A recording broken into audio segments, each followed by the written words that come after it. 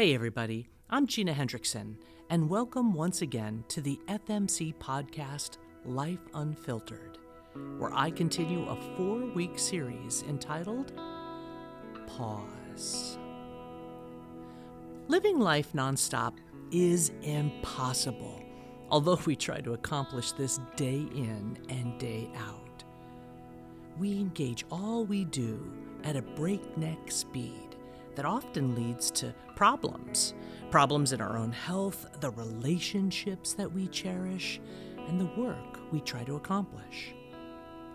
Our own inner dialogue, that constant mental back and forth, is also exhausting in so many ways. Am I good enough? Have I worked hard enough? Am I pretty enough, smart enough, skinny enough? You could probably add your own feelings of not being enough. That leads to such inner fatigue. So we're hustling, right? We're hustling to be enough in mind, body, and spirit. It is exhausting. So today, I'm going to ask us to pause, slow it down for just a few minutes, catch our breath, and think about just one particular area in our life to spend a few moments on. Today, I want to pause and talk about rejection. Rejection is the act of refusing to accept, use, or believe someone or something. And I dare say that anyone who has been the butt of a cruel joke, or mockery and abuse, or whom has endured sneers from others, knows exactly how personal those encounters of rejection are. Rejection, it's difficult and painful. But no matter where we live, or our age, or culture, or gender identity, we can all understand rejection, can't we? We understand as both the one who has been rejected and, unfortunately, as the one who rejects others. Rejections of others who are different than we are, who perhaps frighten us, who have hurt us in some way. We can reject those who disappoint us somehow, or whom we feel aren't worthy or not good enough. Growing up, I personally know the pain of being the last kid picked for a team or game every time. Maybe that's something you can relate to. It can be devastating to face that kind of rejection over and over again. And sometimes it even leads to self-rejection, where we actually buy into that mindset, right? Those old tapes that just keep looping as we listen to those negative voices that have told us for too long why we are not good enough. So as we look in that mirror, perhaps we reject ourselves because we can't move past the regrets or the mistakes or choices or labels that we hold on to, ones that others have placed upon us, ones that we have claimed as our own. So we get rejection, right? We've been there, we've done that. We may be in the midst of it right now. Rejection is such a part of our lives that sometimes I think we feel like we are walking through a valley of rejection.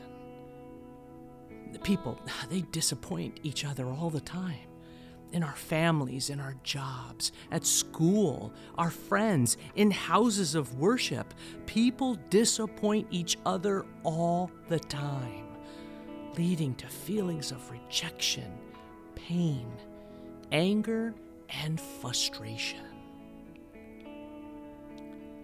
Check this out. One study showed that the feeling of rejection triggers the same neural circuits that process physical injury and translate it into the experience we call pain.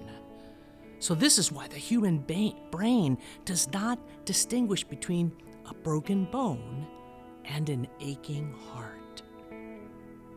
Rejection actually hurts, and it's just not something that's in your head.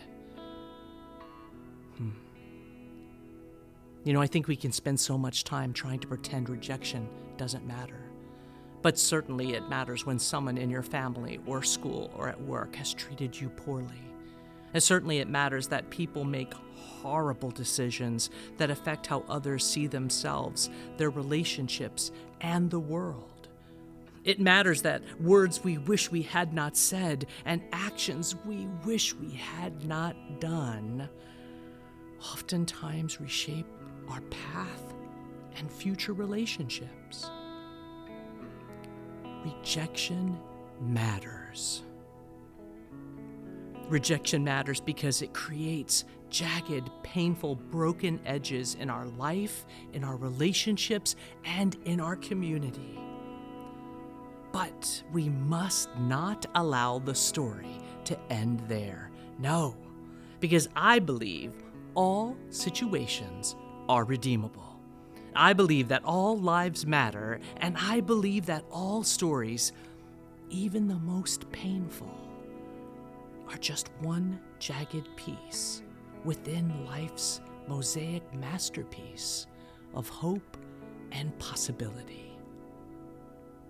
But this is sometimes hard to hear and remember when we are walking in that valley of rejection. I believe it is in those deep, shadowy spaces where we can discover grace and love anew. I know this has happened to me. There are so many examples of this in my own life journey, where rejection led to such growth and just completely unforeseen possibilities, because the grace and power and love of family and close friends, and for me, God's presence in my life. They all gave me moments to pause and reframe the rejection I was facing in my life and see myself anew. And trust me, it is an ongoing process. There are so many causes to pause in life. People can be so mean,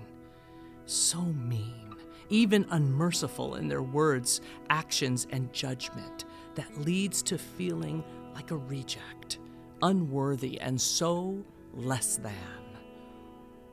And remember, self-rejection worms its way in so quickly, doesn't it?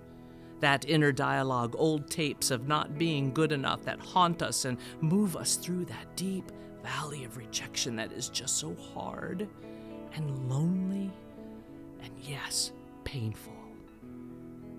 Without a doubt, we live and breathe in an imperfect world. That is truth. But I've discovered the most awesome, life-changing gift as I pause, ponder, and reframe those experiences. I learned that no matter what, love and hope show up.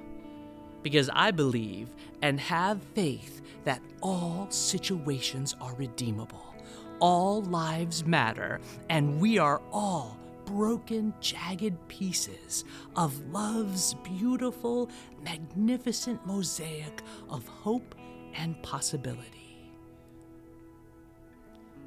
Today, I ask you to pause and consider, what is the rejection that you can't let go of? The disappointment or the pain or brokenness that is devastating you. Just let it go and release that place of rejection in your life. Love and hope can clean up any mess that you or I make or get ourselves into.